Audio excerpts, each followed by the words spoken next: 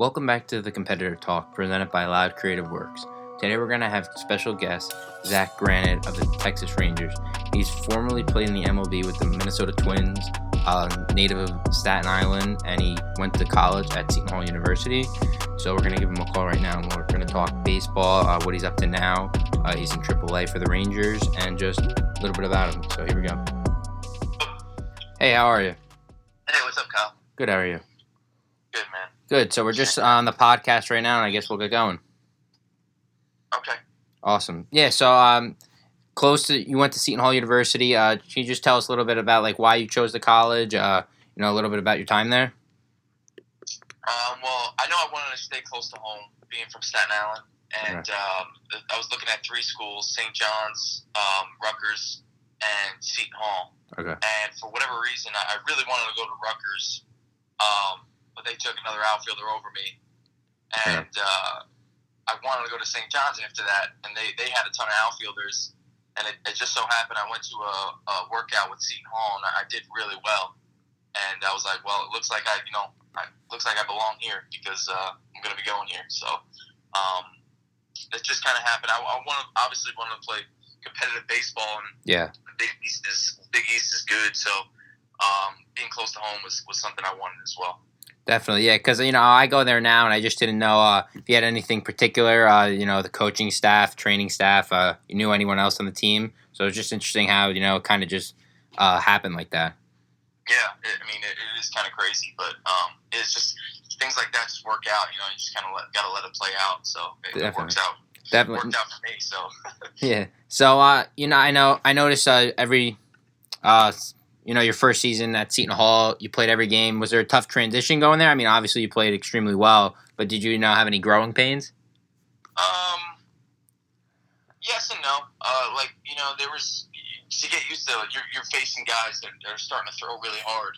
That was a big adjustment for me. But what really helped me was I was always pretty simple hitter. And I just kept that same approach throughout the whole time, and ended up working for me. But I've always had that simple approach and just try to put the bat on the ball, and work that way. So that's where it was a little bit easier for me than other guys. So yeah. So then you, after your freshman year, your sophomore year, you played extremely well too. And I couldn't find it. Were you drafted after your junior year, I believe? Yeah, I was drafted after my junior year. Junior year, yeah. So I know it said you were expecting to go a little bit higher. Do you know why you kind of fell in the draft a little bit? No. Size, anything specific? Yeah, probably that's one of the main things is the size. A lot of my teammates now, they're 6'3", 6'4", 6'5". They're big boys. Me being 5'10", 165 pounds isn't the most ideal for a baseball player nowadays. But I'm still playing, so I still got a uniform on. So that's pretty cool. Yeah. So just getting drafted by the Minnesota Twins. What was the feeling like? You'd say it was awesome. I got to. I remember when they called my name. My dad was freaking out. Then I started freaking out. It was pretty cool. Your dream is to play, Major League Baseball, and get drafted is first step. So it was really cool, and I had a great experience with the Minnesota Twins. It's a great organization. It just didn't work out for us, but there's 29 other ones. So I'm just happy to be able to still be playing. Awesome. Yeah, and I know I've talked to a few other guys that have got drafted, after their junior year, and they kind of, said they didn't have any, doubts of going back to school. They knew they were going. Did you have any consideration about your senior year? I thought I was going to go back at first. When when you see all these names being taken and you're not one of them, it's like, well, what's going on here? Why isn't my name being called? But then, I just started thinking, I'll go back to Seton Hall, win another championship, and then all of a sudden your name gets called, and then it's like, no, I'm going. But it was a really cool feeling. It was pretty stressful though too, just waiting. But it was definitely worth the wait. I can tell you that. Yeah, and I saw that one of your teammates also got drafted with you, so that must have been pretty cool. Yeah, it made it a lot easier on us. knowing somebody, right away. Yeah. We were college roommates too, so Oh, wow. it made it a whole lot easier for us to get acquainted with. It's always easier to meet people when you're with somebody. So Yeah. it was really cool. We lived together and stuff, so it was just kind of like college again for us. Yeah, so then did you both go to rookie ball then, like together, for the first few years? We went to rookie ball, short season. Okay. And he was there for probably two weeks. But once you start playing with these guys every day, you start making friends. Yeah. And stuff. Yeah. I'm outgoing. I make friends with everybody, so it wasn't really a big deal for me. It was nice having him there to start. Definitely awesome. Yeah, so I mean, just after being in the minor leagues, you made it up to the big leagues with the Minnesota Twins. Was that feeling, were you kind of anxious, waiting to get called up, or was it more just pure excitement when you got called up? Yeah, it was just pure excitement. When they told me, it was pretty cool. The Rochester Red Wings have a video of it, so that was really cool. They did a good job with that. And they did it. I was in the batting cage with my teammates and stuff, and Okay. I'm always messing around, and I have a lot of friends now that play baseball, and everyone was really happy for me. So it was a really cool feeling. And then when I got up there, the nerves kick in. It's unbelievable. There's nothing you can do to control that. But after a couple of games, you start to believe in yourself. You start to believe that you belong. Yeah. That was a really cool feeling, being able to play every day and say that I was a big leaguer. I think I said I'm a big leaguer about 1,000 times a day. It was so cool. Yeah, so I mean, when you got up there, was there anyone specific, you wanted to get any tips from, or draw, go talk to, or? I mean, with that approach in mind, you think of Joe Mauer's probably got one of the most simplest approaches of all time, and who doesn't want to pick Joe Mauer's brain? Yeah. And surprisingly, I mean, not really surprisingly, he's just a really smart and intelligent guy. He knows so much about the game, and him being a catcher and talking about stuff like that, and what to bring into the at bat. It was so cool. Awesome. Yeah, so because I know you mentioned you're a simple hitter, so that must have been good. Pick someone with a similar approach at the plate, brain. Yeah. Definitely. So then, after you played in the big leagues with them, you got traded to the Rangers. What was kind of going through your head when that happened? Getting traded and all. I was kind of excited. I know the Twins, they were signing a bunch of outfielders, and it just didn't seem like it was going to work. Yeah. And they're a really good ball club right now. I mean, they're looking like they're going to win the AL Central. Yeah. So it just happens. It's a business, and just didn't work out. But I was excited to get another opportunity with another team. It's always good to get a fresh scenery and stuff like that, especially coming off of I had a terrible year the year before with being hurt and trying to play through it. It was just a mess. So a good change of scenery for me is something that I think I needed. It's been awesome so far. I love these guys. These guys we're getting really close here. Halfway through the season. I got called up for 2 days. They sent me back down, but I'm just playing. I'm playing all right. I feel good, so I think that's the most important is me being on the field. I think so. Yeah, I mean, this year, just looking at your stats from 2018 to 2019, your average has been up, close to around 85, 86 points higher. Have you been doing anything differently, or is it just the injuries? It was. I hate to put it on an injury, but yeah. What exactly was your injury? I was struggling swinging last year, but it was just a tough situation. I don't blame anybody, but we just didn't know what was wrong. So it was hard for me to deal with that. Now I want to be on the field. I'm a type I'm proud that I played every game when I was at Seton Hall as a freshman and a junior. I'm proud of that. So taking me off the field is I'm not taking myself off the field. So I'm going to try to play through it. Definitely. It just ended up being to a point where I was actually hurting the team rather than helping the team. Yeah, so did they ever find out what specifically was the injury? Was it an arm problem or? Yeah, I had a tear in my rotator cuff. Okay. So then did you have to sit out the rest of the year then? I guess you rehabbed and then you were back for spring training? Yep.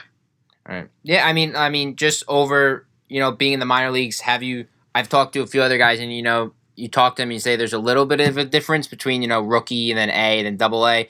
Did you feel there was a sense of differentness? If you think about it, it's guys just get better. Guys are better. Yeah. Guys are smarter. Guys are they're nastier. Their pitches get better. You're weeding out guys that have talent and then have talent with like the good mental side. It's just every level that you go up is just a little bit harder. In anything, it's I feel like if I were to go back to rookie ball right now and play against those guys, not that I'd be more talented than them, but just now I have so much experience. I have more experience. I know what pitchers are trying to do to me, and you just have a better plan of playing. So I think that's the main thing. Definitely. I mean, like, was there anything specific you'd say you worked on in the minors? Was it like, contact? Was it, working on your speed, working on any outfield things? I mean, you work on everything. I mean, there's nothing. This is a game of baseball. You're never going to be perfect at anything. So you got to kind of work on stuff you're not good at and stuff you are good at. So, I'm always trying to. One of my main things that we always work on is trying to drive the ball with me. Because we're all in the baseball with the best of them. I can bunt. I'm pretty good at that too. Okay. So, I mean, it's just for me. I'm working on every aspect of my game. There's nothing that I can't get better at. Let's put it that way. Yeah. And I know, you mentioned bunting, and then, you're obviously good at stealing bases. I mean, this year you're have 14 stolen bases. Do you work on anything specific with that? Do you look at video of guys, the night before the starting pitcher, see what their pickoff moves are? How do you kind of prepare, knowing you're going to have to maybe steal a bag when you get on? Yeah, well, I mean, there's a whole process that goes into it. I work on it. That's probably one of the most things I work on because, like the bat, it all depends on the pitcher. And the bat is always going to be there. I can hit, but working on that speed and working on all that stuff is really good for me. And that's something that I take personal is like base running. So I know we did a lot at Seton Hall. So, I mean, I think that's the coolest thing is like just being able to know that I'm running, the pitcher knows I'm running, the other team knows I'm running, the fans know I'm running, and still being able to take that base. I think that's super cool. Yeah, definitely. And then, just getting back to, a little bit of college, I know you played in the Northwoods League, and I talked to, a player yesterday by the name of Pat Light, and he played in up in Cape Cod. Pat, and he was just mentioning, how much, a difference, going from Monmouth up there, and then, he was kind of prepared going into the minors. Did you feel that Lakeshore prepared you a little bit more? 100%. That league is really good because it gets you on that everyday grind. Yeah. In college, you get Mondays off. You get Thursday travel day. And practicing and playing is two totally different mindsets. It's tough to fully, in practice, you're locked in, but you're still messing around and stuff like that. Yeah. I feel like in the game, it's a little more draining, a little more pressure, a little more of everything. So that's and then playing every day. I mean, it's especially in the minor leagues, you don't get many off days. Yeah. It's they talk about the big leagues and the minor leagues. They play 162 days. It's 162 in the big leagues and 140 in the minor leagues. But they get a lot more off days in the big leagues than we do. Yeah. So we play 140 games in like 150 something days, and that's including the 3-day All-Star break. So yeah. We've had much more condensed. It seems like. Yeah, I think we've had 4 off days so far, and we've played like 80 games. And it's like once every 20 days you're getting off. Once every 3 weeks you're getting off. So that's where it's. So right now you're with the Nashville Sounds. Yeah. Right. Yeah. So just being there. I mean, I know.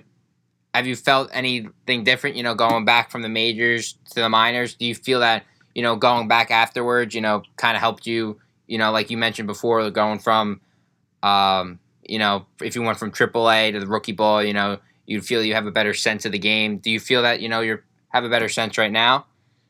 Yeah, I mean, every game you play and you're getting more experience. You're having another at bat. I have 300 at bats already this year, so I'm constantly learning, constantly facing new guys. Constantly going through stuff that it's good for baseball players. So just being out there every day and playing, I think is really important for guys. And, I think I'm getting better every day, honestly. I'm constantly working on something, constantly thinking about something in the cage, and we have such a good staff here. Our hitting coach is Howard Johnson, who played for the Mets for a long time, Mets, Tigers, a bunch of teams, and he was a 30-30 guy. So, that's a guy you want to pick his brain. Yeah, absolutely. So, I'm constantly learning, constantly trying to get better and improve my game so I could go to the big leagues and impact right away. So that's just what I'm doing now. Awesome. Yeah. So, what's kind of like your everyday routine? Like, do you get to the ballpark at a certain time? Do you lift before or after games? I know some guys have a preference. What do you do? I like to lift before games. I like to get there early because, what am I really doing in my apartment? I'm just hanging out. I don't have family here or anything. So I like to go to the field and kind of hang out, mess around a little bit. And then if I have a workout, I work out before the games. So I'll do that and just kind of relax for a little bit after I work out, and then get ready. Maybe if we have like some type of early work, I'll kind of see what I'm doing well. Like if I'm bunting, if I'm feeling good, I'll probably do a little bit less. Okay. Just so I can stay fresh, because I know I'm going to be in there every day. So that's also a really cool feeling, is knowing I'm going to play a lot, and be in the lineup, and don't have to worry about much. So. No, yeah, it just seems like, since Seton Hall, I mean, you've been playing every day. I mean, that's definitely got to help you progress, rather than, going to a bigger school, sitting, that it seems like, and it sounds like you said, playing every day has a good feeling, but it also makes you better. Oh, yeah, 100%. 100%. I mean, it wears you out, but at the same time, mentally, it keeps you fresh. So, I like being in that routine of playing every day, seeing pitching, because once you take a couple of days off, seeing pitching always gets a little harder. Yeah. Just because you're not in that rhythm. So it's you got to get used to seeing 90 plus coming at you every day. Yeah. You can't just pick that. Well, for me at least, I don't just pick that up. The first day of spring training, it always feels like those guys are throwing 120. So definitely. That's something that I've been working on. Yeah, awesome. So then, when you get there early, are you a specific like soft toss tee guy? What kind of do you do to prepare? Do you take a lot of swings, or you guy that just takes a few, and if you feel good, go out there? No, I only take a few. I do like 3 rounds of 10, so I just do soft toss. I used to do tee work, but now I'm just I want to see the ball moving at me. Okay. And I just keep to my routine now. Like I'll just do one round of 10, like warming up, just hitting the ball the other way, and then one round kind of like situational. Like I'll kind of put myself through a situation. Like, all right, this happened last night, and I didn't get the job done. Let me work on this right now. Kind of like a guy on second, move him over type stuff. Yeah, move him over, or drive him in, or man on first, stuff like that. And then my last round, just kind of go back to a couple the other way, couple pull, couple up the middle, done. So I'm just kind of trying to keep my barrel control and just hit the barrel, put the barrel on the baseball. Yeah. So then you do anything, besides fly balls, work on in the outfield? I mean, besides like long tossing, obviously, and stretching, like do you do anything specific or anything out of the ordinary, like get yourself ready for that? Not really. Outfield's pretty straightforward, honestly. Obviously I'm blessed with speed, so it makes it a little bit easier for me because I can make up some ground if I make a mistake. But we work on throws. I've been playing a lot of left field this year, so I like kind of cutting down the angles of balls and just getting the ball in as quick as I can. I got a decent amount of assists this year. I'm pretty proud of. Awesome. Just working on footwork and stuff like that. But other than that, like a fly ball is a fly ball. If I can't catch a fly ball right now, then I really shouldn't be playing. Yeah. So just being in the major leagues, I just gotta ask, who was the toughest pitcher you faced? The toughest pitcher I faced. I got to in my first ever start. I faced Zack Granite coming in out of the bullpen. Okay. That was. I thought he was throwing bowling balls instead of baseball. It was making it move like crazy. But for a starter, I would say I faced Carlos Carrasco for the Indians, and he was really nasty. So yeah. So I mean, just do you watch a lot of film? In the major leagues, do you guys like watch film the day before? Yeah. How does that kind of work? Yeah, I mean, there's a ton of film. There's a ton of stuff that you've got to do to get to where you want to be, and there's always a ton of film. You can watch film on pretty much anything, on the relievers picking over. When I was up with the Rangers for 2 days, I didn't play, but I was studying the relievers just in case they wanted me to pinch run or do something like that. So awesome, at least that's their move. So there's just a ton of information out there nowadays, and it's kind of silly to not try to study and not try to be ready for that situation. Yeah. So I mean, when you're watching film, can you just do it by yourself, or one of the assistant coaches watch it? I mean, like, do you just kind of do it on your own?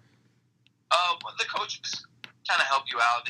They'll kind of pick their brain too. And if you have any questions, obviously you just talk to them. But usually it's kind of like a little bit of both. If I have questions, I'll go over. I'll ask you like, have you seen this guy? Yeah, kind of for tips, stuff like that. It's just kind of picking their brains if they know something. They don't want you to go in there and they don't want you to go in there and not be ready. So. Yeah. So I know, obviously, you're trying to work your way back up to the majors, but do you have any plans just after your career, go back to school, or like what are you planning on doing afterwards? Coaching, front office stuff? Well, I already got my degree. I went back. Oh, you went back? 2015. Yeah, I went back in 2014 and 15 and got my degree. So awesome. I don't need that. But I was thinking about coaching. I think I love being around the game. I love baseball. I want to be around it for the rest of my life. Awesome. And, I think I'd be pretty good at it. Just kind of getting now experience and stuff like that. And having major league experience and playing a ton of games at the second highest level. Yeah, absolutely. I feel like I'm learning a lot, and just talking about it with other people. Obviously I know I'm not going to be able to play forever, but I'm going to try to play as long as I can. No, yeah, I mean, just talking to you, I mean, I could just already sense, like, your excitement for the game. I mean, it's really strong and passionate. I mean, I love it. Yeah, I mean, it's something that, blessed to do, so yeah, awesome. I'm not trying to take advantage of any moment, so it's been really cool for me just to be able to play every day, so. Yeah, so, I mean, what was your degree in? Criminal justice. Criminal justice, awesome. Yeah, so then what did you go back in the fall or winter time? Yeah, I went back in the fall. It actually worked out perfect. I went back after my high A season. We didn't make the playoffs, and Seton Hall starts in like late August, so I missed like the first week and a half. And then the same thing happened again the next year. I was in Double A Chattanooga, and we didn't make the playoffs. And I'm home September 1st, September 2nd, so I was just missing a week and a half of class. And realistically, it's syllabus week the first week, and whatever I got to do. And coming back saying I play professional baseball makes it a little bit easier. Teachers really seem to appreciate that. So. Yeah, that's awesome. So just I know you played in the All-Star game in AAA, but any cool experiences there? I mean, the home run derby, just being with those guys. I didn't get to go to that All-Star game. You got called up? Okay. Yeah, I got called up, so I didn't attend. But it was still, I heard it was pretty cool. But I didn't end up going. Awesome. Yeah. So just last quick question. I mean, just being around the game and seeming like you have a lot of knowledge. Do you have any prediction for the World Series this year? Texas Rangers. Awesome. Well, thanks for joining us. And good luck, man. Thanks, Zach. All right. Have a good one. Good luck. Bye. There you have it with Zack Granite. Have a good day.